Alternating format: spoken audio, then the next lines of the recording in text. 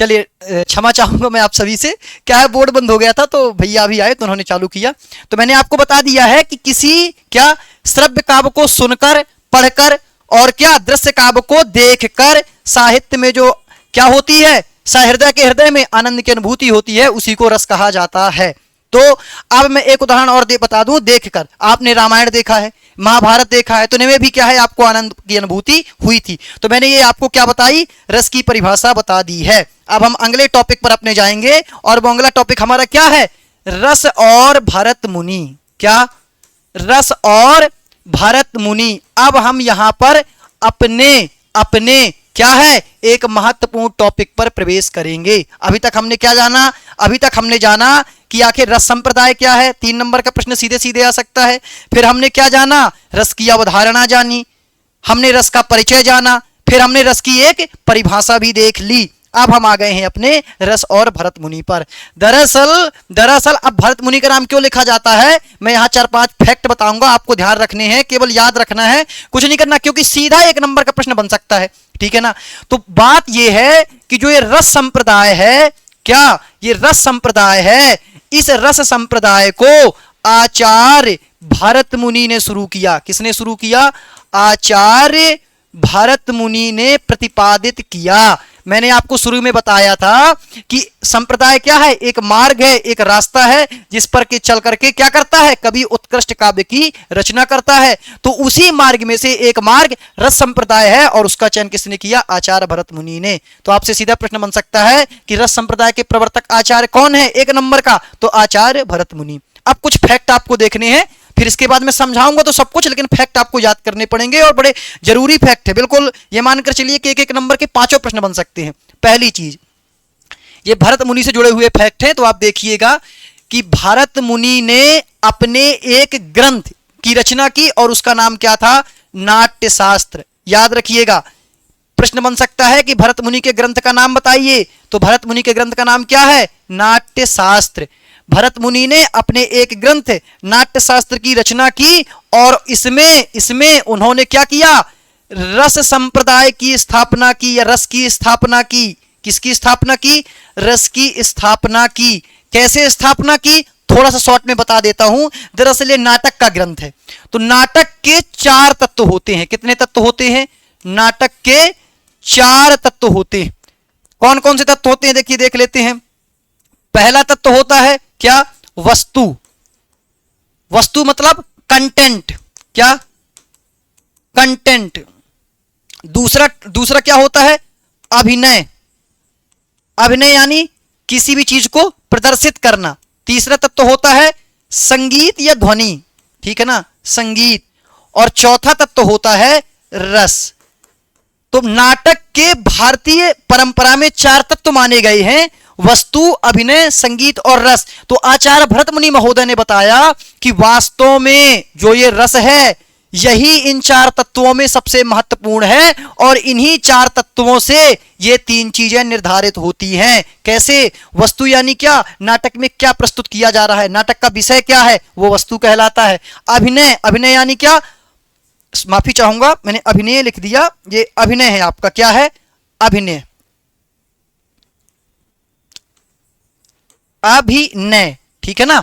तो क्या, अभिनय यानी प्रदर्शन, नाटक का प्रदर्शन करना पात्रों के माध्यम से। संगीत, संवाद, गीत, ये सब संगीत। तो उन्होंने बताया कि जब तक रस नहीं होगा, जब तक हम किसी भी नाटक में अनुभूति में नहीं डूबेंगे, तब तक हम इन 3 चीजों का क्या है, नहीं समझ पाएंगे, इनका कोई महत्व ही नहीं है। तो भरत मुनि ने अपने नाट्य शास्त्र में बताया कि क्या, रस जो है वो क्या है, सबसे महत्वपूर्ण तत्व है। तो भरत मुनि का ये महत्व है। प्रश्न बन सकता है कि आचार्य भरत मुनि का ग्रंथ कौन सा है, तो नाट्य शास्त्र।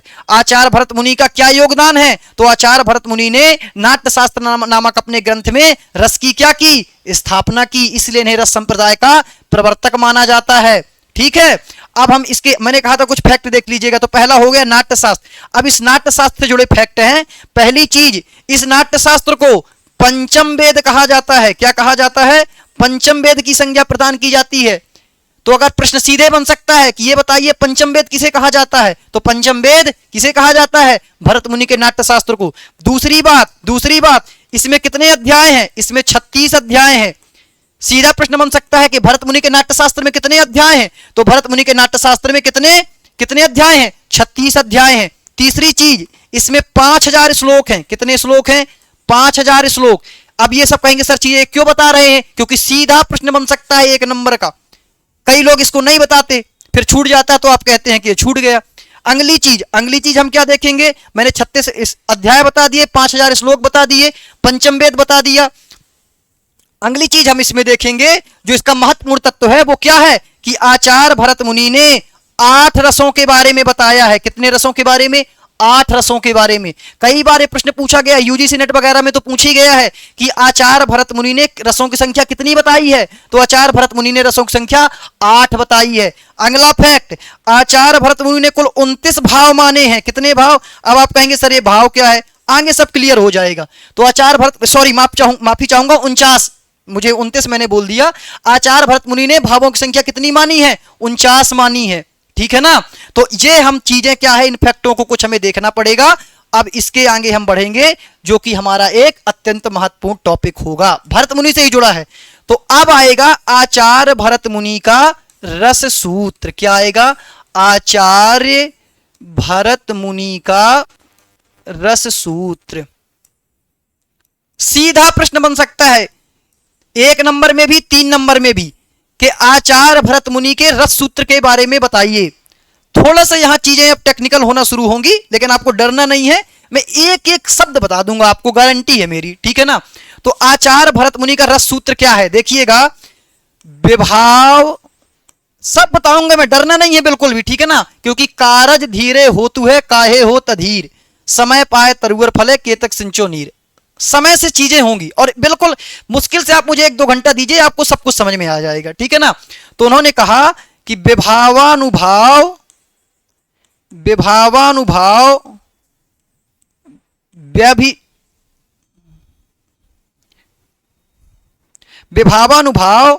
व्यभिचारी संयोगाद्रस्य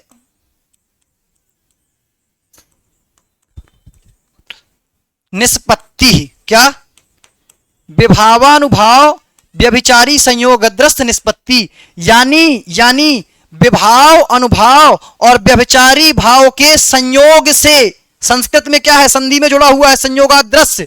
संयोगा क्या है, संयोगाद्रस्य। तो माफी चाहूंगा मैंने गलत लिख दिया यहां,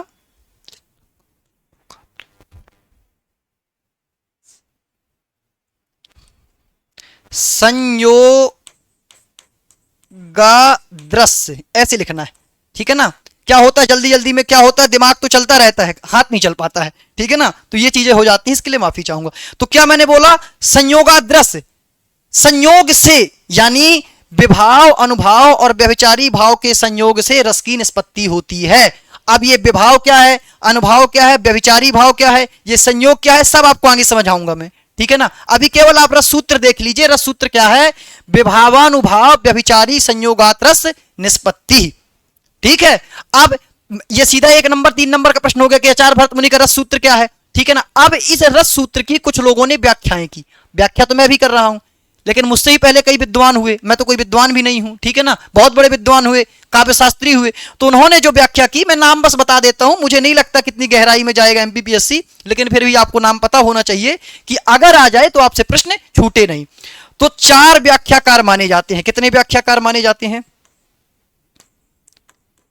कितने व्याख्याकार, 4 व्याख्याकार माने जाते हैं। किसके, रस सूत्र के। पहले व्याख्याकार जो हैं, पहले व्याख्याकार हैं कौन, भट्टलोलट। कौन, अब आप कहेंगे सर इसका इतना कठिन नाम है, सही बात है, मैं होता तो भट्ट लल्लू कर देता, लेकिन क्या करूं, मैं था नहीं। तो पहला नाम याद रखना, रख लीजिएगा, अगर बाई चांस आ गया तो छूटेगा नहीं। ठीक है ना, पहला कौन है, भट्टलोलट। दूसरा कौन है, संकुक, आचार लगा देंगे तो और अच्छा रहेगा, आचार संकुक। ठीक है ना, तीसरे कौन है, अभिनव गुप्त। कौन, अभिनव गुप्त। चौथे आचार कौन है, चौथे आचार हैं आपके भट्टनायक। भट्टनायक से एक प्रश्न जरूर महत्वपूर्ण बन सकता है, वो ये है कि भट्टनायक महोदय ने एक सिद्धांत दिया था जिसे बोलते हैं साधारणीकरण का सिद्धांत। ये रस की दुनिया में बड़ा प्रचलित सिद्धांत है। मैं लास्ट में इसके बारे में बता दूंगा कि क्या होता है साधारणीकरण। तो याद रखिएगा कि साधारणीकरण का सिद्धांत किसने दिया, एक नंबर में पूछा जा सकता है तो भट्टनायक ने। तो मैंने आपको क्या क्या बता दिया, अभी मैंने आपको बताया रस संप्रदाय क्या है, संप्रदाय के बारे में बताया, फिर मैंने रस संप्रदाय के बारे में आपको बताया, फिर मैं रस की अवधारणा में ले गया आपको, रस क्या होता है, रस की निष्पत्ति कैसे होती है, ठीक है ना, ये सब मैंने आपको बताया। फिर मैं आचार्य भरत मुनि के सूत्र पर आपको ले आया, ठीक है ना। हम चीजों के साथ बढ़ते चल रहे हैं धीरे धीरे धीरे धीरे, अंत में आप पाएंगे कि रस का टॉपिक आपका एकदम क्लियर हो जाएगा। तो हमने क्या पढ़ लिया, आचार्य भरत मुनि का रस सूत्र भी पढ़ लिया, व्याख्याकार भी पढ़ लिए। अब मैंने आपसे कहा था कि हमें एक विद्वान के बारे में और पढ़ना है, और उस विद्वान का नाम क्या है, आचार्य विश्वनाथ। क्या है, आचार्य विश्वनाथ। अब हम देखेंगे कि आचार्य विश्वनाथ का रस की दुनिया में क्या योगदान है, ठीक है ना। बड़े महत्वपूर्ण आचार्य है। मैंने अभी आपको कहानी अगर सुनाऊंगा ना, तो आचार्य भरत मुनि जब रस की क्या कर रहे थे, स्थापना कर रहे थे, तो उस दौर में भी कई विद्वान हुए, भामह वक्रोक्ति सिद्धांत दिया लोगों ने, ठीक है ना, कुंतक महोदय ने रीति संप्रदाय दिया, वामन ने। तो उस समय क्या हो रहा था कि आचार्य भरत मुनि जब रस की बात कर रहे थे तो अन्य आचार, अलंकार, रीति, ध्वनि, इन रास्तों पर चल रहे थे, यानी रस संप्रदाय की अवहेलना की जा रही थी, ठीक है ना। तब कुछ विद्वान सामने आए, कुछ कवि सामने आए, जैसे कालिदास उस दौर के कवि रहे, प्रसिद्ध कवि रहे। उन्होंने मालविकाग्नि मित्रम में रस की स्थापना की। उन्हीं विद्वानों में से एक विद्वान थे आचार्य विश्वनाथ, जिन्होंने रस की महत्ता को स्थापित किया। कैसे स्थापित किया समझते हैं। तो आचार्य विश्वनाथ महोदय ने एक ग्रंथ लिखा जिसका नाम है साहित्य दर्पण। क्या नाम है, साहित्य दर्पण।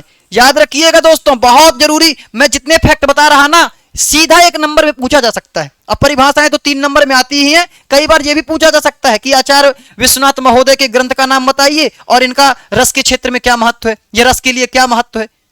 एकदम ध्यान क्रिस्टल क्लियर होगा, ध्यान से सुनते बस चलिए आप लोग। तो साहित्य दर्पण कैसा, इनके ग्रंथ का नाम क्या है, साहित्य दर्पण। इस साहित्य दर्पण में इन्होंने बताया, इन्होंने वास्तव में रस की महत्व तो बताया ही, लेकिन वास्तव में इन्होंने काव्य की परिभाषा बताई। किसकी परिभाषा बताई, काव्य की परिभाषा। आप बचपन से सुनते आ रहे हैं, एक बार और सुनेंगे आप उसको, कहेंगे अरे सर ये तो मैंने कक्षा 10वीं में सुनी थी, बोर्ड परीक्षा में लिख के आया था, लेकिन उस समय चूंकि पता नहीं था ना कि यहां भी आने वाला है, तो आप याद रखते। एक बार और देख लीजिए। तो काव्य की परिभाषा इन्होंने क्या बताई कि रसात्मकम वाक्यम काव्यम। क्या बताई, काव्य की परिभाषा इन्होंने कि रसात्मकम,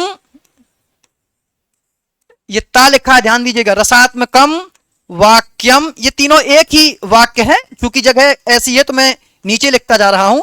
रसात्मकम वाक्यम काव्यम, यानी रस युक्त वाक्य ही काव्य है। अब आप कहेंगे सर ये तो काव्य की बात कर रहे हैं, आपने कहा था कि रस के क्षेत्र में योगदान बताऊंगा। चलिए आपको एक उदाहरण देते हैं। ये बताइए कि अगर मैं बोलूं कि आत्मा युक्त शरीर ही जीवन है, मैंने क्या बोला, इसको लिख लेते हैं ताकि आप अच्छे से इसको समझ सकें। मैंने बोला कि आत्मा युक्त शरीर ही जीवन है। आत्मा युक्त शरीर ही क्या है, आत्मा युक्त शरीर ही जीवन है। ध्यान से देखिएगा दोस्तों, सब समझ में आएगा, ठीक है ना। अब देखिए, आप कहेंगे सर आपने चिन्ह क्यों लगा दिया। ये दरअसल जब हम किसी महत्वपूर्ण वाक्य को दिखाना चाहते हैं तो इस चिन्ह का हम प्रयोग करते हैं, ठीक है ना। मैंने कहा आत्मा युक्त शरीर ही क्या है, जीवन है। अब आत्मा युक्त शरीर जीवन। अब ये बताइए कि अगर यहां वास्तव मैंने जीवन की परिभाषा बताई, किसकी परिभाषा बताई, जीवन की परिभाषा, लेकिन बताया मैंने जीवन की परिभाषा, लेकिन महत्व किसका स्थापित हो गया, आत्मा का। दिमाग लगाइए कि अगर शरीर में आत्मा ही नहीं होगी तो जीवन कैसे होगा। तो आत्मा युक्त शरीर ही जीवन है, वास्तव में परिभाषा तो जीवन की है, लेकिन महत्व किसका स्थापित हो रहा है, आत्मा का। आत्मा नहीं होगी तो शरीर क्या है, प्राणहीन है, जीवनहीन है। ठीक इसी प्रकार अब इस पर आते हैं कि रसात्मकम वाक्यम काव्यम, रस युक्त वाक्य ही काव्य है।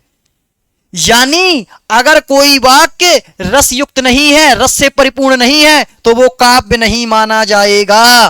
तो महत्व किसका स्थापित हो गया, रस का। तो प्रश्न बन सकता है कि आचार्य विश्वनाथ महोदय के ग्रंथ का नाम बताइए, और उन्होंने रस के बारे में क्या योगदान दिया है, तो आप बताएंगे कि आचार्य विश्वनाथ महोदय के ग्रंथ का नाम साहित्य दर्पण है, जिसमें उन्होंने काव्य की परिभाषा के माध्यम से रस के महत्व को स्थापित किया। उन्होंने बताया कि जिस प्रकार आत्मा के बिना शरीर का कोई महत्व नहीं है, वह प्राणहीन है, ठीक इसी प्रकार रस के बिना काव्य का भी कोई महत्व नहीं है। यानी रस काव्य का क्या है, रस काव्य की क्या है, प्रणेता है, उसकी आत्मा है, उसका निर्धारक है। तो ये रस का महत्व है किसमें, काव्य की दुनिया में।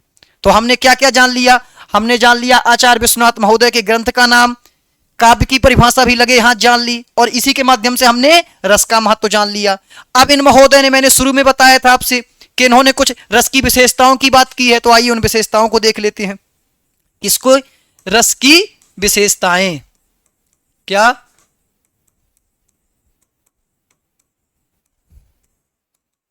ठीक है। कई बार क्या होता है, मैंने बताया ना कि आपने पूरा रस पढ़ लिया, सब कुछ पढ़ लिया, लेकिन मूलभूत चीजें पता नहीं होती हैं। तो दो चार विशेषताएं देख लीजिए, 3 नंबर में पूछ सकता है, इसलिए बता रहा। आ जाए कि रस के गुण लिख दीजिए, 3 नंबर में रस की विशेषताएं बता दीजिए, तो उस समय क्या करेंगे, वहां परिभाषा तो लिख के आएंगे नहीं, देख लेते हैं, ठीक है ना।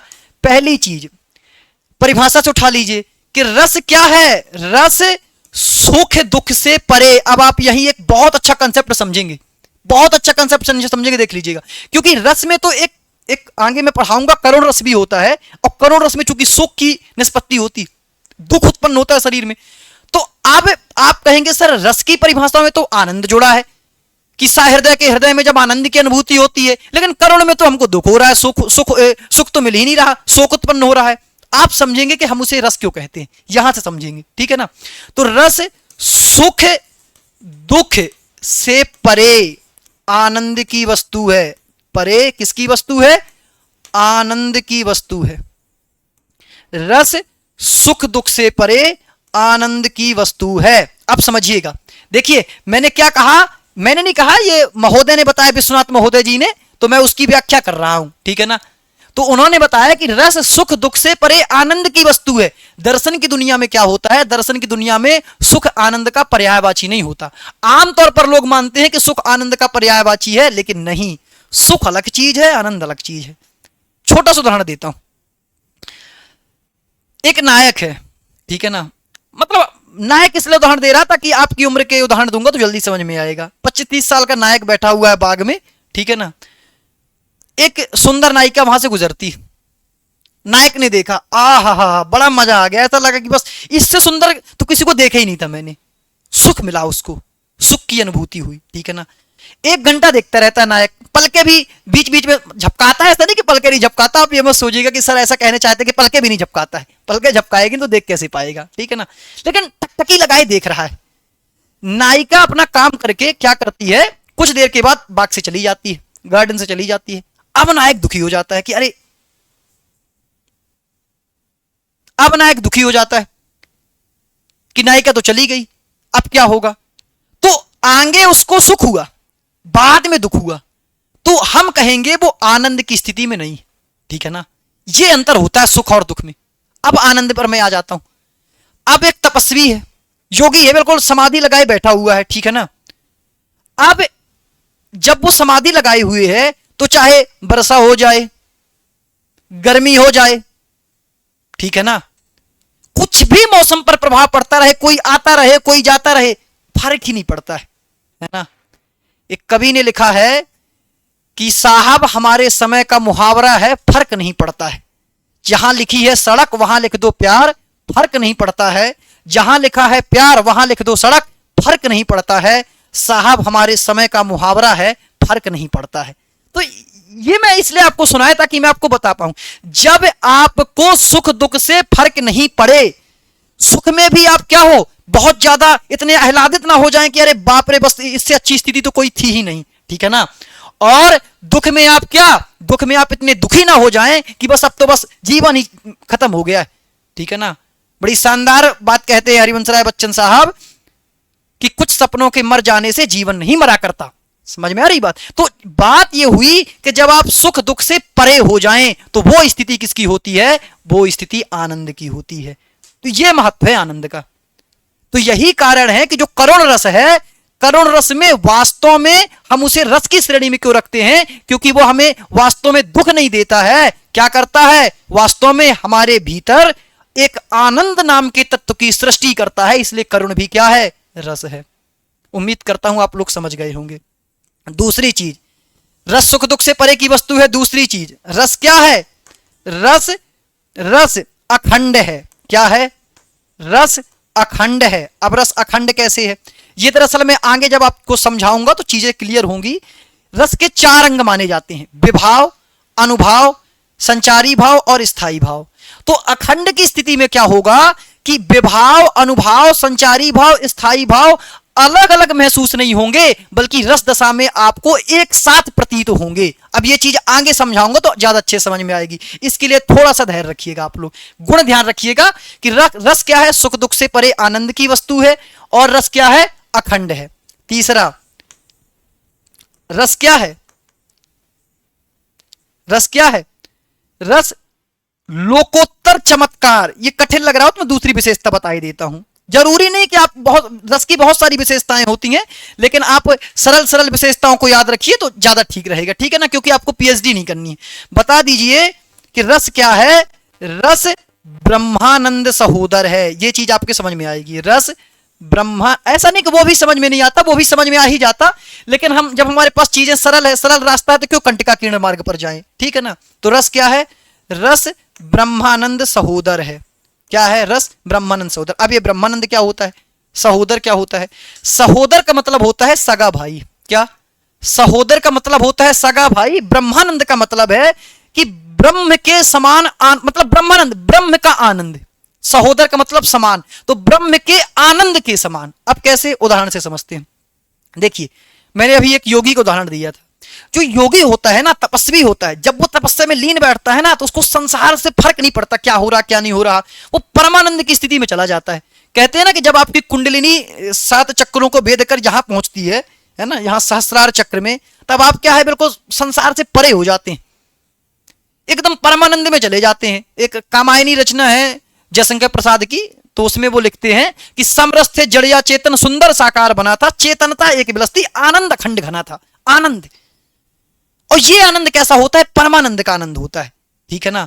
तो जिस प्रकार कोई एक साधु तपस्या करता है और परमानंद यानी ब्रह्मानंद की प्राप्ति करता है, ठीक उसी प्रकार क्या होता है? रस की दशा में ब्रह्मानंद के समान आनंद प्राप्त होता है। लेकिन हाँ, एक चीज मैं इसको और थोड़ा सा स्पष्ट कर दूं कि ब्रह्मानंद जो होता है वो स्थायी होता है। एक बार परमानंद मिल गया ना तो बस मोक्ष मिल गया। लेकिन रस की दशा में जब आप रहेंगे तब तो ब्रह्मानंद रहेगा, लेकिन फिर भी आप लौकिक विषयों से कटेंगे नहीं। और ब्रह्मानंद की जो स्थिति होती है वो लौकिक विषयों से एकदम कटकर होती है। इसलिए सहोदर कहा है, समान नहीं कहा। अगर रस हमेशा आनंद प्रदान, मतलब रस की स्थिति के बाद भी अगर आप आनंद की स्थिति में हैं तो वो ब्रह्मानंद के समान हो जाएगा। यहां सहोदर कहा गया है।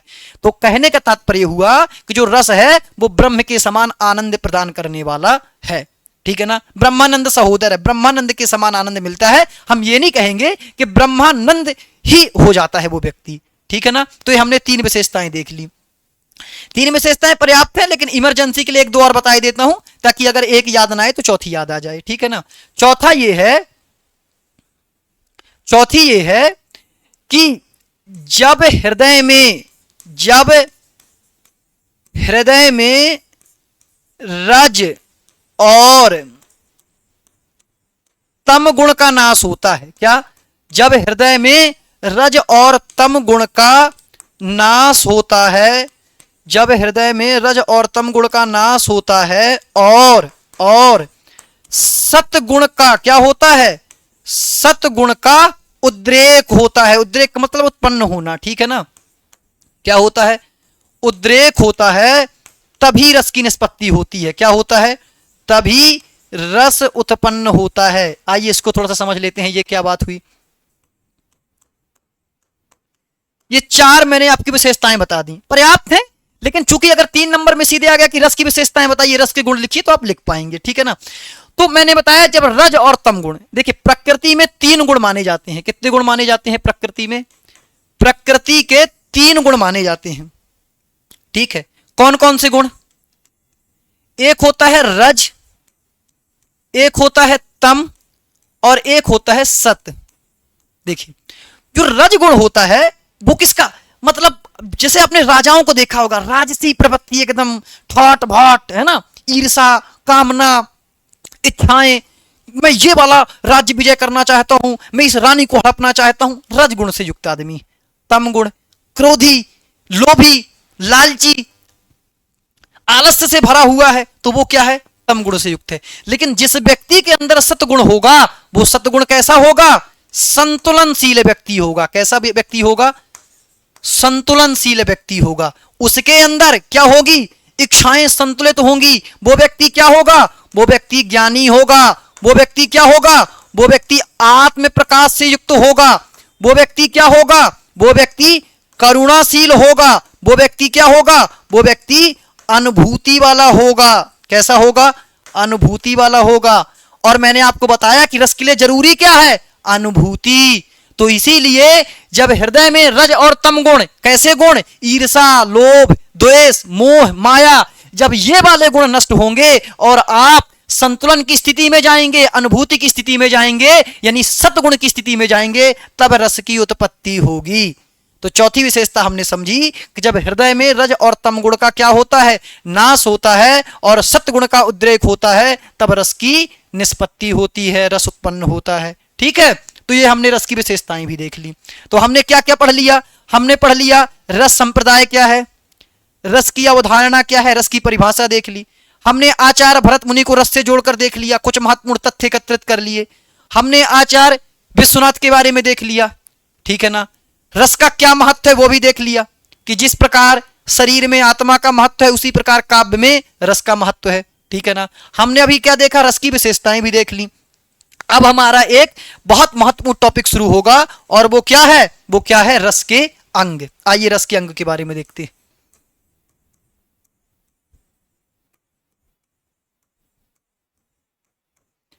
ये बहुत महत्वपूर्ण टॉपिक है, इसको ध्यान से समझना है, ठीक है ना।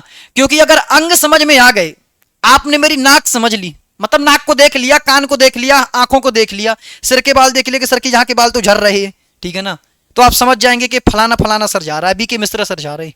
तो अगर आप रस के अंग समझ गए ना, तो आप यकीन मानिए कोई भी रस होगा, आप उसको फटाक से बता देंगे भैया ये इसमें ये रस की दशा उत्पन्न हो रही, ठीक है ना। तो आइए समझते हैं क्या होता है रस के अंग। तो रस के कितने अंग माने जाते हैं, इसके बारे में हम क्या क्या देखेंगे, मैं अभी आपको बता दूं। हम इसके बारे में देखेंगे सबसे पहले इसका क्या, रस के अंग का महत्व क्या है, क्या इसका महत्व क्या है, हम आखिर रस के अंग क्यों पढ़ें, ठीक है ना। दूसरी चीज हम देखेंगे कि आखिर इसकी संख्या कितनी है, ठीक है ना, आखिर इसकी संख्या कितनी है और उनके नाम क्या है, क्या नाम क्या है। तो पहली चीज महत्व क्या है, तो मैं बता ही चुका कि रस की पहचान करने के लिए रस के अंगों का प्रयोग किया जाता है। तो इसका महत्व क्या है, रस की पहचान में उपयोगी, किस में उपयोगी, रस की पहचान में उपयोगी। दूसरी चीज संख्या और नाम, आइए इसको भी देख लेते हैं। तो आमतौर पर जो भरत मुनि महोदय थे, मैंने आपको इसलिए शुरू में मैंने आपको बताया था कि आचार्य भरत मुनि ने क्या रस के कितने अंग माने हैं, रस के उन्होंने 3 अंग माने। मैंने परिभाषा बताई थी, विभावानुभाव व्यभिचारी संयोगा दृश्य निष्पत्ति, और उससे मैंने कहा था धैर्य बनाकर रखिए, समझ में आएगा। और अब वो समय आ गया है, अब आप समझेंगे कि ये विभाव अनुभव होती क्या चीज है। तो उन्होंने रस के कितने अंग बताए, 3। ध्यान रखिएगा, प्रश्न बन सकता है कि आचार्य भरत मुनि के अनुसार रस के अंग कितने हैं। तो आचार्य भरत मुनि के अनुसार रस के अंग, तो यहां आप लिख दीजिए, मैं आप लिखे देता हूं ताकि आपको समझ में आए। आचार्य भरत मुनि के अनुसार रस के अंग कितने हैं, रस के अंग 3 हैं, ठीक है ना। लेकिन आमतौर पर जो रस की संख्या मानी जाती है, आमतौर पर रस की संख्या कितनी मानी जाती है, आमतौर पर रस की संख्या 4 मानी जाती है। कितनी मानी जाती है आमतौर पर रस की संख्या, सॉरी माफी चाहूंगा, रस की नहीं, रस के अंगों की संख्या, किसकी,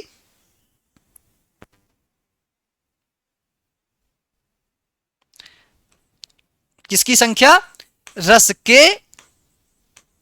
अंगों की संख्या। आमतौर पर रस के अंगों की संख्या कितनी मानी जाती है, 4 मानी जाती है। अब वो कौन कौन से अंग हैं उनको हम समझते हैं। तो हम पढ़ रहे थे रस के अंग।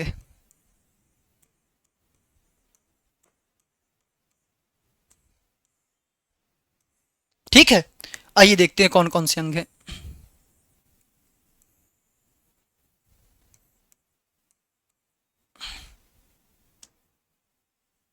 पहला है विभाव। क्या? विभाव। दूसरा क्या है? अनुभाव। तीसरा क्या है? व्यभिचारी भाव। व्यभिचारी भाव। इसका एक नाम और है, मैं वो भी लिखे देता हूं ताकि आप ये ना कहें कि सर मैंने किताब में तो ये पढ़ा लिखा देखा है। संचारी भाव। कौन सा? व्यभिचारी भाव को संचारी भाव भी कहते हैं, या संचारी भाव को व्यभिचारी भाव भी कहते हैं। ठीक है ना, मतलब जिस अंग को आचार्य भरत मुनि ने व्यभिचारी भाव कहा, आगे के विद्वानों ने उसे संचारी भाव कह दिया। चौथा होता है स्थायी भाव। क्या? स्थायी भाव। सब पढ़ेंगे, हम सब पढ़ेंगे, ठीक है ना, डिटेल से पढ़ेंगे और सब समझ में आएगा, ये गारंटी है मेरी। तो अब हमें इन चार तत्वों पर, ये चार अंगों पर बात करनी है। आइए क्रमशः बात करते हैं इन पर। आगे मैं स्थायी भाव को लूंगा, क्योंकि अगर आपके स्थायी भाव समझ में आ गया ना तो ये चीजें समझना आसान पड़ेंगी। अगर मैंने सीधे विभाव उठा लिया तो मैं बार बार स्थायी भाव बोलूंगा, तो आप कहेंगे सर ये विभाव तो समझ में आ रहा है, स्थायी भाव नहीं समझ में आ रहा है क्या होता है। तो इसलिए पहले हम क्या करेंगे, स्थायी भाव को समझ लेते हैं। हालांकि आचार्य भरत मुनि की परिभाषा में स्थायी भाव नहीं है, ध्यान दीजिएगा, ठीक है ना, लेकिन हम इसको समझ लेते हैं। अब हम इसको अगली कक्षा में शूट करेंगे। तब तक के लिए नमस्कार। मस्त रहिए, पढ़ते रहिए, क्योंकि पढ़ाई ही एकमात्र विकल्प है, सफलता का कोई शॉर्टकट नहीं होता। नमस्कार।